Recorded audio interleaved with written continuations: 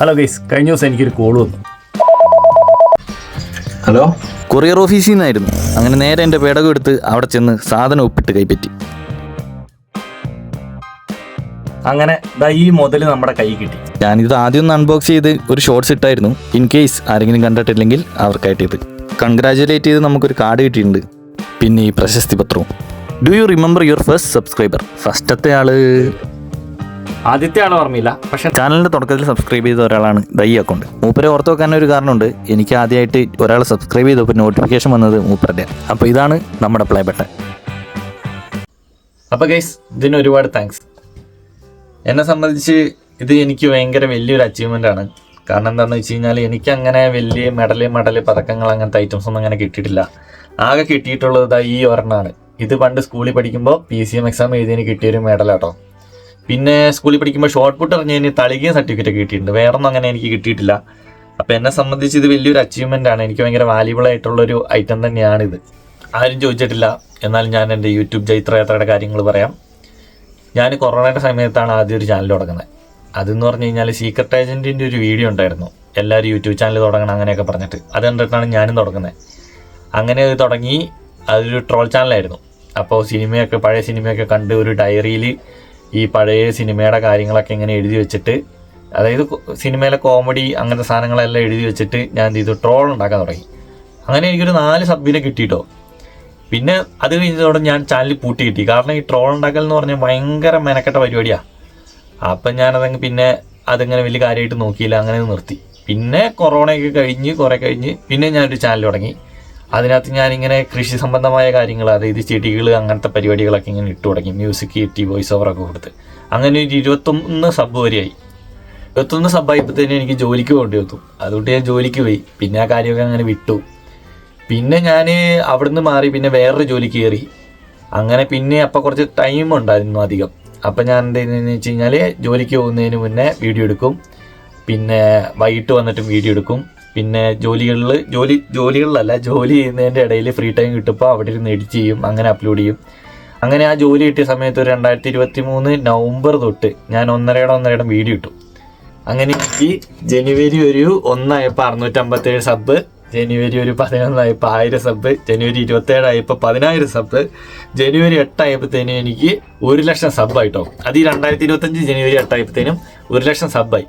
ഞാനത് കൃത്യം പറയാൻ കാരണം എന്താണെന്ന് വെച്ച് കഴിഞ്ഞാൽ, ഞാൻ ആ സമയത്ത് ഡയറി എഴുതുമായിരുന്നു. അപ്പോൾ ആ ഡയറിയിൽ ഞാനത് കൃത്യം ഇങ്ങനെ എഴുതി വെക്കുമായിരുന്നു. എനിക്ക് ഫെബ്രുവരി ഒക്കെ ആയപ്പോഴത്തേനും എനിക്ക് മോണിറ്റൈസ് ആവാനുള്ള, അതായത് കഴിഞ്ഞ 2024 ഫെബ്രുവരി ഒക്കെ ആയപ്പോഴത്തേനും എനിക്ക് മോണിറ്റൈസ് ആക്കാനുള്ള ക്രൈറ്റീരിയ മീറ്റായി. അങ്ങനെ പിന്നെ ഞാൻ കുറച്ച് ഉഴപ്പി, വീഡിയോ ഒക്കെ ഇടലൊക്കെ കുറഞ്ഞു എൻ്റെ.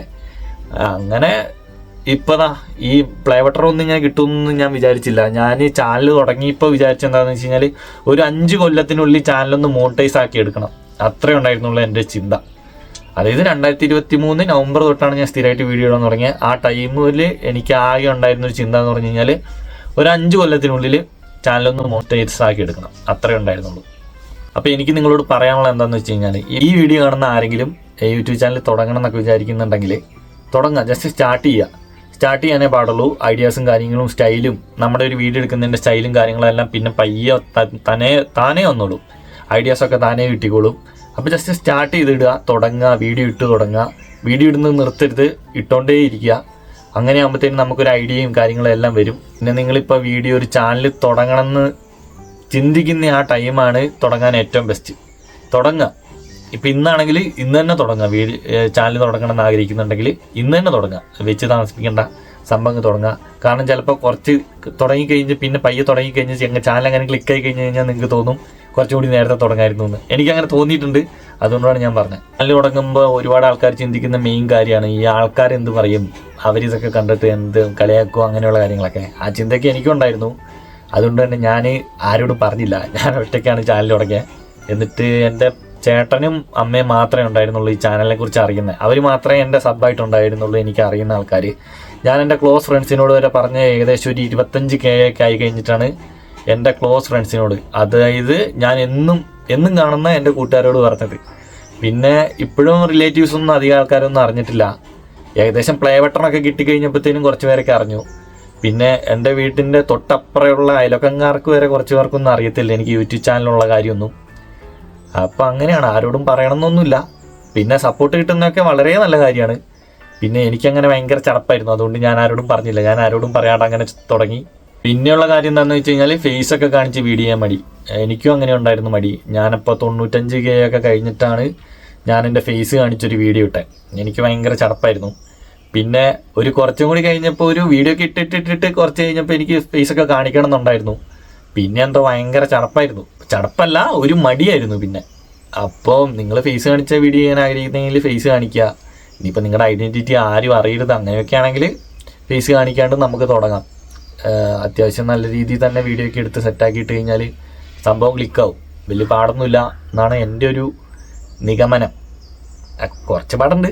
പിന്നെ നമ്മൾ വിചാരിക്കുന്ന ഒരു കാര്യമാണ് ഗാഡ്ജറ്റ്സിൻ്റെ കാര്യം പറയുകയാണെങ്കിൽ ഈ ക്യാമറ, മൈക്ക്, അതുപോലെയുള്ള വലിയ വിലയുടെ സാധനങ്ങൾ നിങ്ങളുടെ കയ്യിൽ ഉണ്ടെങ്കിൽ അത് യൂസ് ചെയ്യുക, ഇല്ലെങ്കിൽ പുതിയതൊന്നും വാങ്ങണ്ട. ജസ്റ്റ് ചാനൽ ഗ്രോ ആവാൻ തുടങ്ങുമ്പോൾ പയ്യെ അപ്ഗ്രേഡ് ചെയ്താൽ മതി. എന്താ സംഭവം എന്ന് വെച്ചാൽ ഞാൻ ഇപ്പം എൻ്റെ കാര്യം പറയുകയാണെങ്കിൽ ഞാനൊരു Moto G52 എന്ന് പറഞ്ഞ ഫോണുണ്ട്, അത് വെച്ചാണ് ചാനൽ തുടങ്ങിയത് തൊട്ട് ഏകദേശം ഒരു 70,000 സബ് വരെ, അത്രയൊക്കെ വരെ ഞാൻ ആ ഫോൺ വെച്ചാണ് വീഡിയോ എടുത്തത്. ഇപ്പം ഞാൻ S23 വീഡിയോ എടുക്കുന്നത്. പിന്നെ എനിക്ക് സെപ്പറേറ്റ് മൈക്കൊന്നുമില്ല, ഞാൻ ഈ ഫോണിൽ ഇൻബിൽട്ട് ആയിട്ടുള്ള മൈക്ക് അത് തന്നെയാണ് യൂസ് ചെയ്യുന്നത്. പിന്നെ വാങ്ങിയെന്ന് പറഞ്ഞു കഴിഞ്ഞാൽ ട്രൈപ്പോഡ്, ഒരു 3ാമത്തെ ട്രൈപ്പോഡാണ് ഇപ്പോൾ യൂസ് ചെയ്യുന്നത്.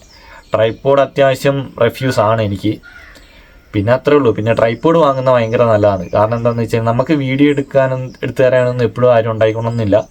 അപ്പോൾ ഒറ്റയ്ക്ക് എടുക്കുക വീഡിയോ. അപ്പോൾ അതിന് ട്രൈപ്പോഡാണ് ബെസ്റ്റ്. ട്രൈപ്പോഡ് ഉണ്ടെങ്കിൽ കാര്യങ്ങളൊക്കെ നടക്കും, നമ്മളൊക്കെ ആരുടെയും സഹായമൊന്നും വേണ്ട. പിന്നെ എന്താണെന്ന് വെച്ചാൽ ഒരുപാട് പൈസയൊക്കെ ഇൻവെസ്റ്റ് ചെയ്ത് ഓരോ ഗാഡ്ജറ്റ്സ് ഒക്കെ വാങ്ങി അങ്ങനെയൊക്കെ ചാനൽ തുടങ്ങാൻ കഴിഞ്ഞിട്ട് എങ്ങാനും ഫ്ലോപ്പായി പോയി കഴിഞ്ഞാൽ നളിനി യുനാഗർ എന്ന് പറഞ്ഞ ഒരാളുണ്ട്. പുള്ളിക്കാരത്തിൻ്റെ അവസ്ഥയായിപ്പോൾ നളിനി യുനാഗർ അങ്ങനെ എങ്ങോട്ടാന്ന് തോന്നുന്നു പേര്. 36 വലിയ പൈസയ്ക്കൊക്കെ ചാനൽ തുടങ്ങി 8 ലക്ഷം രൂപയൊക്കെ മുടക്കി സെറ്റപ്പൊക്കെ ആക്കി ചാനൽ തുടങ്ങിയിട്ട് ഇപ്പോൾ ചാനൽ പൂട്ടിക്കിട്ടി. അപ്പോൾ ആ അവസ്ഥ വരാണ്ടിരിക്കുക. നമ്മൾ ഇൻവെസ്റ്റ് ചെയ്യുന്ന സാധനം ഏറ്റവും അവസാനം നമുക്ക് ഒരു ഉപയോഗമില്ലാണ്ട് വേസ്റ്റ് ആയി പോകരുത്. അപ്പം ഉള്ളത് വെച്ച് തുടങ്ങുക, എന്നിട്ട് ചാനൽ ഗ്രോ ആകുമ്പോൾ പയ്യെ അപ്ഗ്രേഡ് ചെയ്യുക. അതാണ് എനിക്ക് പറയാനുള്ളത്. അപ്പോൾ ഇനിയും ചാനൽ തുടങ്ങാനായിരിക്കുന്ന നിങ്ങളോട് എനിക്ക് പറയാനുള്ളത് എന്താണെന്ന് വെച്ച് കഴിഞ്ഞാൽ വീഡിയോ ഇട്ടുകൊണ്ടേയിരിക്കുക. പിന്നെ കുറേ ഇട്ട് വ്യൂ ഒന്നും വരാതാകുമ്പോൾ ചടച്ച് പോകരുത്. പിന്നെയും ഇട്ടുകൊണ്ടിരിക്കുക. ഒരു ദിവസം സെറ്റാവും. അപ്പോൾ നമുക്ക് മോണിറ്റൈസേഷൻ ആവും, സബ്സ്ക്രൈബേഴ്സ് ആവും, പ്ലേ ബട്ടൺ കിട്ടും, അതെല്ലാം കൂടെ പോകുന്നോളും. അപ്പോൾ എല്ലാവരും വീഡിയോ ഇടുക, നൈസാക്കുക, ചാനൽ സക്സസ് ആക്കി എടുക്കുക. അപ്പോൾ അടുത്ത വീഡിയോ ആയിട്ട് വീണ്ടും കാണാം. ബൈ.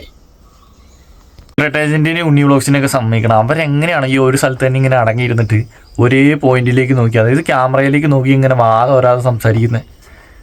ഇത് സിമ്പിൾ പരിപാടിയല്ല കേട്ടോ. എനിക്കിപ്പോഴാണ് മനസ്സിലായത്.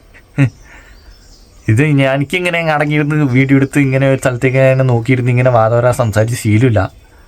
അതുകൊണ്ട് തന്നെ ഈ വീഡിയോയ്ക്ക് അതിൻ്റേതായ പോരായ്മകൾ ഉണ്ടാവും. അപ്പോൾ ഒന്നുമില്ല, അടുത്ത വീഡിയോ കാണാം. ബൈ.